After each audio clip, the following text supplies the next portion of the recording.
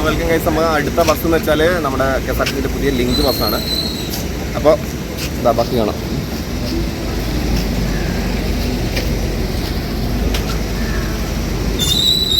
അപ്പോൾ അശോക് ലെയ്ലാൻഡിൻ്റെ പ്രകാശ് കൂടിയാണ്. അതുകൊണ്ട് ചെറുതായിട്ടൊരു നമ്മളൊരു ഏതൊരു ടൂറിസ്റ്റ് ബസ്സിൻ്റെ ചെറിയൊരു സാധനമുണ്ട്. 10.5 മീറ്ററാണ് ലെങ്ത്.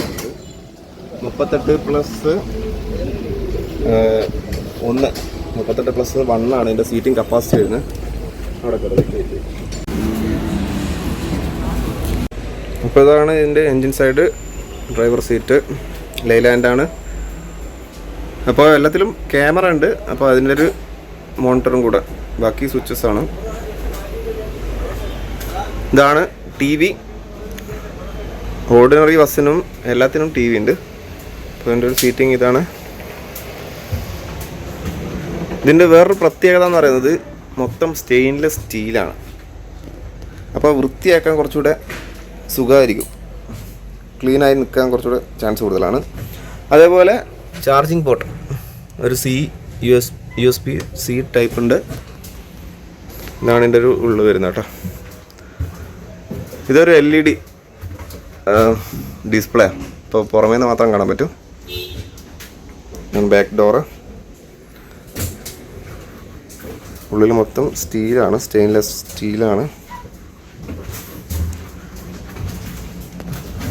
അപ്പോൾ കുറച്ചുകൂടെ നീറ്റായിട്ട് കിട്ടും. Camera and wifi and TV എല്ലാത്തിലും ഉണ്ട്. സീറ്റിംഗ് എങ്ങനെ? അതേപോലെ ലിങ്ക് ബസ് നമ്മൾ ഫാസ്റ്റ് പാസഞ്ചർ ഈ ഒരു ശ്രേണിയിലാണ് വരുന്നത്. അതാണ് സൈഡ്.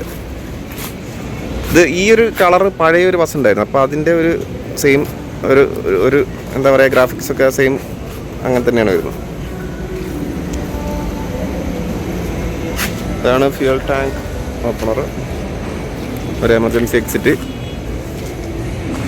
ബേക്കറി ഗ്ലാസ് ഏരിയ ആയിട്ട് മെയിനായിട്ടൊന്നുമില്ല.